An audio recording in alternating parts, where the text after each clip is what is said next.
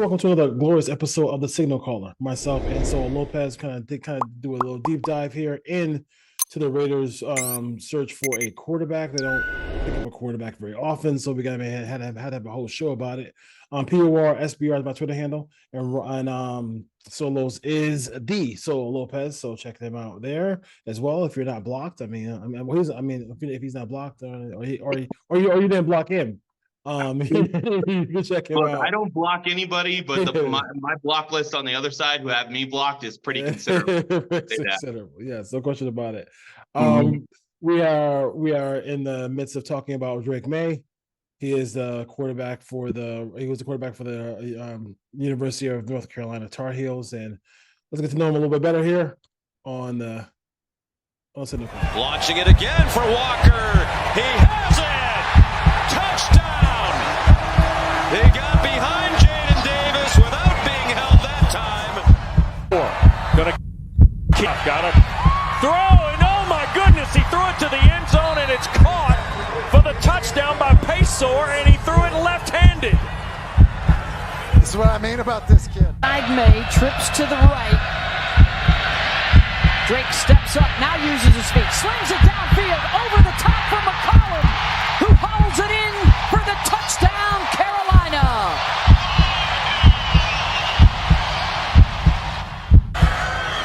May to throw, shot to the end zone for Nesbitt again, he caught it! Their flag's down. It's a touchdown for Bryson Nesbitt. Seeing that tonight. Here's May from the pocket, hit as he throws, looking for Chapman. Touchdown, Carolina. My goodness, the rookie had Drake May, and that time they caught the defense off guard.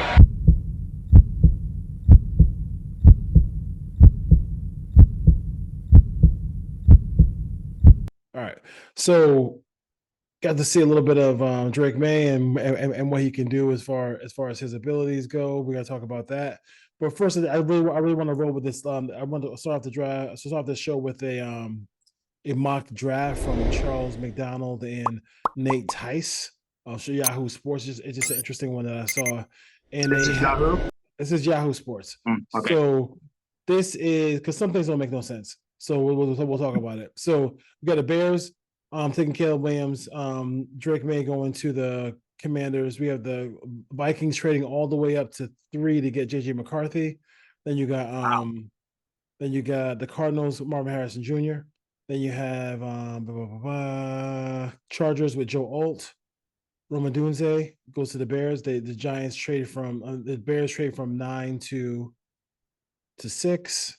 And then you got Fashu going from Penn State, the tackle, Turner, the edge. Then you got Malik Neighbors going 9 to the Giants, and then you got Brock Bowers at 10. After that, you have Jaden Daniels going to the Patriots at 11, Kenyon Mitchell at Toledo, and then you also have Michael Penix Jr. going to the Raiders at 13. So you are starting to see more and more the Raiders are taking a quarterback and ends up being Michael Penix Jr. First thing with the wide receiver situation, like it doesn't really make. How could the grades kind of seem weird that the Giants and Bears would make that deal? The Bears have so little draft capital in this draft. I think they only have 4 picks. They have 2 high picks. I mean, I wouldn't mind having two top 10 picks in this draft. If I was the Bears, but so them grabbing a Doomsday and then the Giants taking Neighbors doesn't kind of seem kind of silly. Also, for the Raider point of view, is at 13, could the Raiders could AP actually not flip out in the front in the war room if they allow the Patriots to draft Jaden Daniels 2 spots ahead of them? Yeah.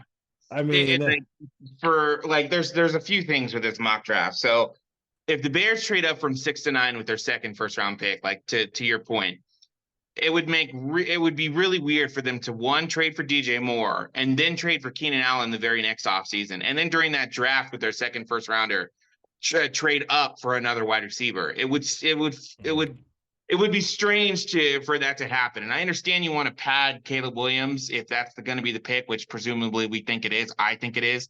I know you do as well. Like, I think that if you're going to do that, and I understand that you want to be able to give him the most weapons possible, but there are more holes on that team rather than just getting more skill position players. When you have two really good ones already in Dallas Turner, DJ Moore, Keenan Allen, and then Cole Kmet, and then they just signed DeAndre Swift, and they still have Khalil Herbert coming back next year. So like they have a lot of players on that skill position offense side of the ball, but they all the tackles are going to be there, all the defensive players are going to be there. Most of the really high end pass rushers are still going to be there at 6 if they trade up, or at 9 if they decide to stay put. It doesn't make sense to me that they would draft a wide receiver on top of the skill position players they have. The other really bizarre thing, and someone argued more bizarre, is the Vikings trading up to 3 to take J.J. McCarthy instead of Jaden Daniels, instead of one of the top 3 guys, and then seeing Jaden Daniels slip out of the top 10. It doesn't really make any sense to me. And like you said, from a Raider perspective, if he hits 7, 8, or 9, you would think that Pierce would just be like the Raiders would be screaming at each other to try to get to that, especially considering he's been their favorite vocal guy. Everybody would be screaming. It's crazy. The Bear, and then the Bears, it's a long drought for the Bears after they pick at 9, because they don't pick again until the 75th pick in the second round pick. No second round pick doesn't. So they could, if anything, I can see the Bears trading back from 9 if somebody wanted to come up so they can get more picks and put more picks in this draft. I could definitely see a tackle going at 9 for the Bears as well too. That's going to make all the sense. I mean, what if the Colts want another guy? What if the Colts want Brock Bowers at 9 to get ahead of somebody? What if the Colts want another wide receiver? What if the Colts want another tackle? What if they're still trying to build their offensive line for that situation? What if they need a pass rusher? You know, the Colts are at, I think, 15. You know, what about the Saints at 14? They've been known to trade up. So like Mickey Loomis has traded up several times in his draft. So it would be a strange move for them to trade up to 6 from 9, give up more draft capital for yet another wide receiver when they've traded literally they traded for wide receivers 2 years in a row, and 2 good ones. It's not like they've traded for wide receivers and it hasn't worked out, aka the Raiders. You know, they trade for wide receivers and it worked out for them so far. Keenan Allen is going to be good for them for probably at least a year or 2. You know, he's up there in age, but DJ Moore is one of the best wide receivers in football, in my opinion. I think he's one of the most consistent players. He just had a career year last year, so it would be strange to me. That's a little bit. So why would it? So I mean, if you're the Bears, why wouldn't you just trade? Why don't you get a tackle at 9, get Caleb Williams at 1, and then try to use that? Try to use some other draft capital to maybe get Worthy from. If you're looking for another receiver, because you gotta have that variety. And you put him in a slot, and then those deep crossing routes, those over routes. I mean, who's going to be able to stay with him as well? But let's move on to Drake Maye real quick. The quarterback from North Carolina going to the pros here. So obviously he's top. I think we've got Williams and Drake Maye fatigue, so we kind of held this out for a little bit. Everybody's talking. Everybody's trying to drop those 2 guys when they know that he's probably these are 2 of the best quarterbacks in football. What do you see as far as how he stacks up against the rest of the competition in this draft? So I think he is a top 3 quarterback in this draft. I think he has great size, really good arm, really good accuracy over the middle. He has good fundamental creativity in the pocket when it breaks down, and we actually had to see a lot of that over the last 2 years. Hasn't been well protected, has been forced to run outside the pocket a lot, make kind of off script throws.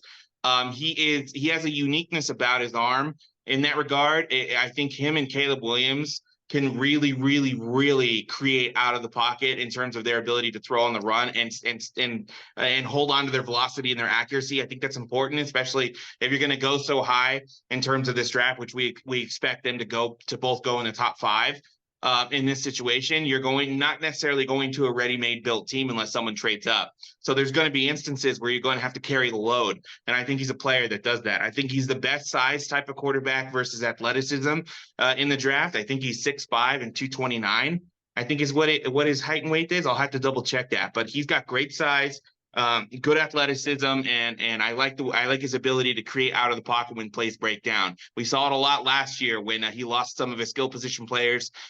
Josh Downs is one of the guys that I really like coming out of North Carolina for their wide receiver. He didn't have him last year. He had to struggle. I mean, 2 years ago, he was sensational. Looked like he was going to be the number 1 overall pick, but you just couldn't continue with that productivity when you lose some of your skill position players, when you lose some of the situations that you had in that year. And so it's not like he had a bad year last year. He just didn't put up the wowzer stats that we've seen of the other guys. But I think his intangibles are all there. I think his leadership is there. I think his arm strength is fantastic. I'm really excited to see his pro day and to see him just go out there and rip it. It's going to be really good to get him on tape, considering he didn't work out at the combine. But I think he's got a lot to offer, and I think he is a franchise quarterback. So he has probably one of the best frames in the entire draft as well, because he is 6'4" and 223. Yeah. Okay. So you have that. He is a hometown kid, stayed in Carolina, didn't chase. I mean, I'm sure he got plenty of NIL money, but then but he got a lot of offers a lot of transfer offers to leave, and he ended up saying the pocket is where he can live in the pocket and dice you up that way. Also, the off-platform throws, we talk about that, but I do think one of the things that for a lot of these college quarterbacks, he threw over the middle a lot, and a lot opposed to what college quarterbacks do. Yeah, and he was successful there. So I mean, a lot of guys don't throw over the middle in college football. College football, whenever you watch these all 22s, it's either they throw the ball down the field or they just do an outside screen. And that's it. That's all they do all the time. So also his touch is very nice as well too. So this is I think he's, to me, he's still, even with the emergence of Jayden Daniels, I would say he was still on my board as the second best quarterback in this draft. I know Scout D, who I do respect, he has him as the first, and everybody has their own thing. He had valid reasons for it. It wasn't just because Caleb Williams painted his fingernails or stuff like that, which is ridiculous. Or he cries after games, or if he cries after games, because football players never cry. I forgot, football players never cry. So yeah, but I mean, taking care of the football, he's mobile. He can do those things. He's had, I think, the last 2 years, what he had for rushing touchdowns. He had 7 a year ago, and then he had 9 this year. So he can make, and then also that amazing play where I think he's playing at Pittsburgh, where he was running to his left. Somebody had his right hand. He switched over to his left hand and threw a touchdown pass with his left hand. So he can improvise a little bit. He can creativity. He can and I think this is, of all the players in this top 3 kind of top 3, top 4, whatever you want to say. Let's just say the top 6 guys. He clearly played with the worst team. Yeah, clearly played with the worst team this year, especially this year. So I mean, Bo Nix had some really talented players. You had Penix had some really talented players. Those three wide receivers were fantastic. So he clearly and still was able to stay upright and do what he had to do. So and I love the game. I think it was 2022 they played the Holiday Bowl against Oregon. Yeah. And he and Nix went back and forth, and that was a great game. That was a great game. Oregon won that game. That was quite a showcase. That was showcase. And that was a nice for everybody, for the nation to see, for the nation to kind of see what Drake May was all about, and he's also playing against a pretty good Oregon team as well too. So I would definitely, if you haven't seen the highlights of that game, I would definitely check it out. I got to see the all 22 of that game, and it was just a really good back and forth between the two. So Yeah, I mean, there was nothing. I don't know if it's anything enlightening. I didn't realize he had almost 700 yards of in 2022. He almost had 700 yards of rushing.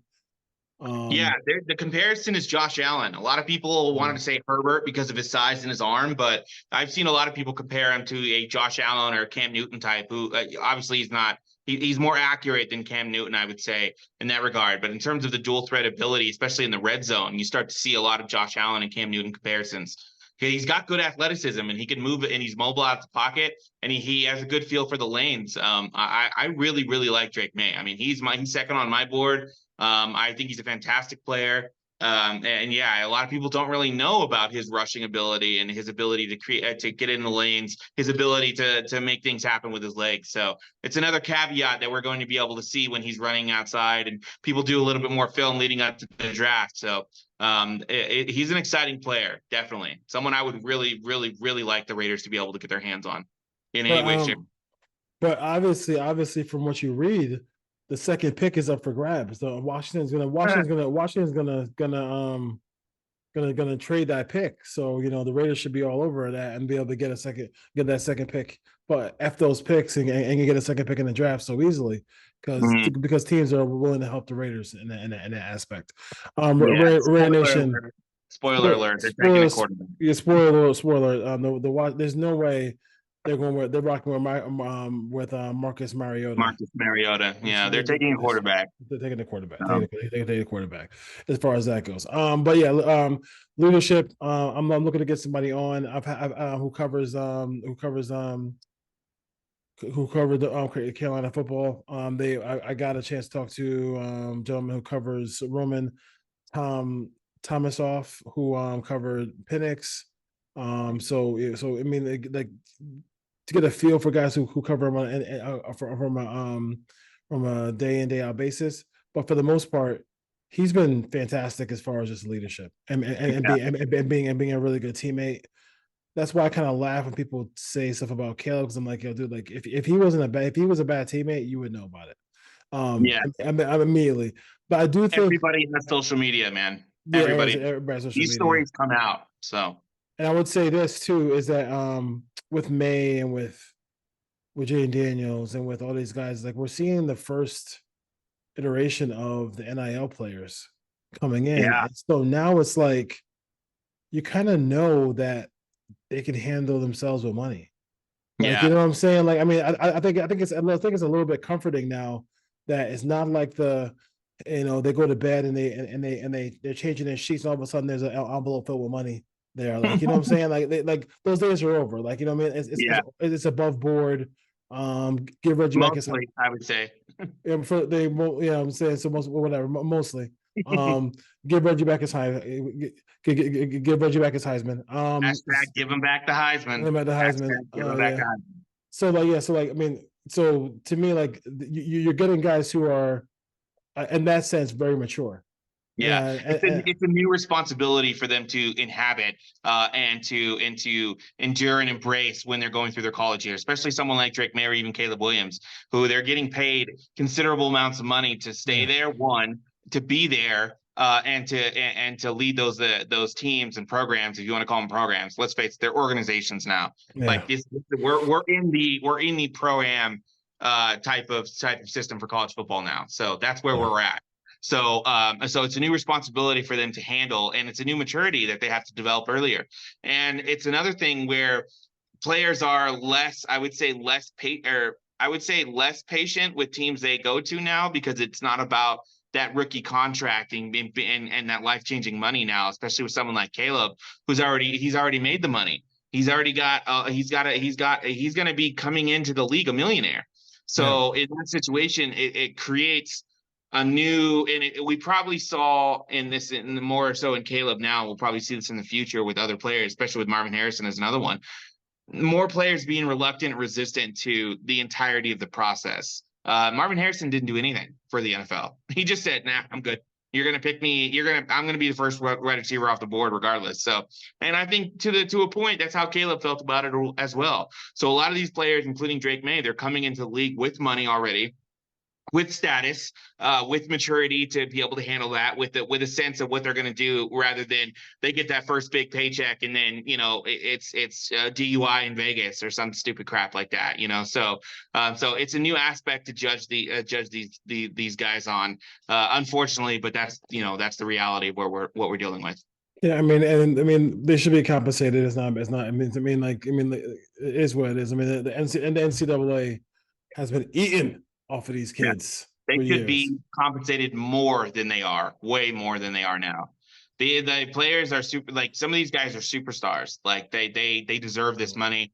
College football's gotten away with it for way too long. Yeah. It's not tenable anymore, especially with people. Everybody has social media. Yeah. Everybody has an opinion. These guys can't keep getting away with stuff like this. Yeah, and I thought it was cool to see a Caitlin Clark in a State Farm commercial. Like, yeah, get your money. Like, how much money has that young lady brought to that university? Yeah. Like, you know what I'm saying? Like, for years and years to come. So we'll see. Remember the Terrell Pryor thing where he was suspended for the autograph. It was like an autograph, like an autograph, of him. So they basically try to pull a record company where like you may be Michael Jackson, but we own Michael Jackson. Like, you know what I mean? That's why those guys. That's why guys like Prince and like Taylor Swift got out of those deals. Like, so it's crazy. You can get it on their masters, but yeah, listen, the guys are super productive. I can't, as far as like, there's going to be little nitpick things you can nitpick with his game, but I think that he's going to be 22 years old. So like, I think that this guy starts game one. I think Caleb and Drake may start game one. I could see maybe Minnesota maybe holding back a little bit on either Daniels or JJ, especially if it's JJ. They might not be in a rush to play JJ off the rip. But I do feel like a little bit of a push from like NFL executives who just want to put JJ in a class he may not be in. We have seen his draft. We just saw Yahoo Sports take him at number 3, and not only that, but they traded up to get him at 3. So I know that people are in love with him. We did our JJ McCarthy signal caller episode.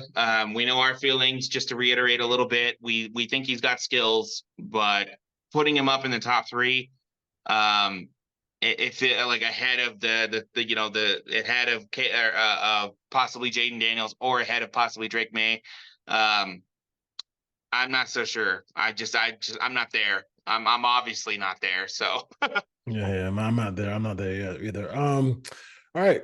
Anything else you want to kind of roll with Mr. Drake May?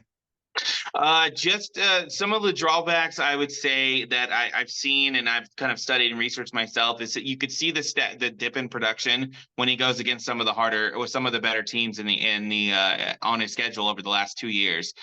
You could see where his completion percentage especially drops against some of the harder competition. Last year is a little bit of a caveat year because of the fact that he lost so many skill position players and he didn't quite have those guys there available. But even in 2022, you could start to see where if the lanes weren't quite as open against, Clemson as they might have been against Tulane, if you will. So you start to see the windows get tighter, and that might be a cause for some concern when the competition gets a little bit stiffer, as in the NFL, every game is hard. Every game is hard to win. We start to see those windows get much tighter, and we start to see completion percentages drop a little bit in that regard. So that would be one of the only knocks, is that is it going to translate a little bit better to the next level? Whereas when the competition guard starts to get a lot tougher, is it going to be a situation where he falters a little bit out of the gate? Especially with Washington, they're in a tough division. You got the Eagles and Cowboys 4 times a year. I don't know who the NFC East plays next year, but it just seems like they're always in a gauntlet for a schedule, and so it's always going to be a tough situation. So when we see it, how and Commanders are doing their best to build some teams, build a team if it ends up being him at 2. But if it was the Patriots, I would be a little worried because there's no skill position players over there right now that you can really rely on. I like Antonio Gibson and Ramondre Stevenson, but in terms of throwing the ball to Kendrick Bourne or throwing the ball to, Juju Smith-Schuster if he's still over there, or just, it's just like that gives me very much cause for concern. KJ Osborne, who I've liked for a little bit, but not as a number 2, and certainly not as a number 1.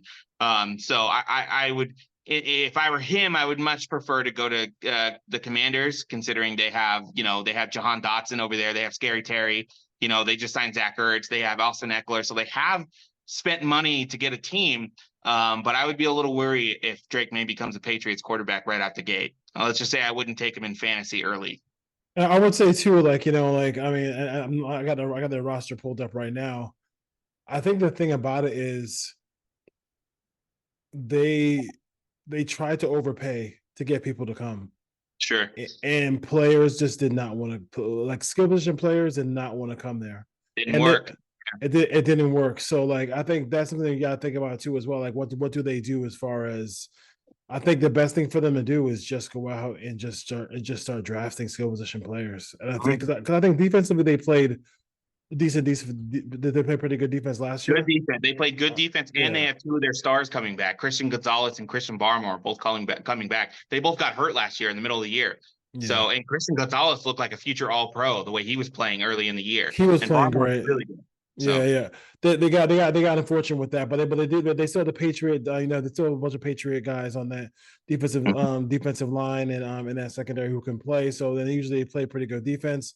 I think that will continue with Mayo, but they do need to. I mean, like they got a bunch of receivers, but they got a bunch of number 3, number 4 receivers right now. Yeah, this is where the narrative comes from that people think that they're going to draft Marvin Harrison at 3. This is where this is coming from right here.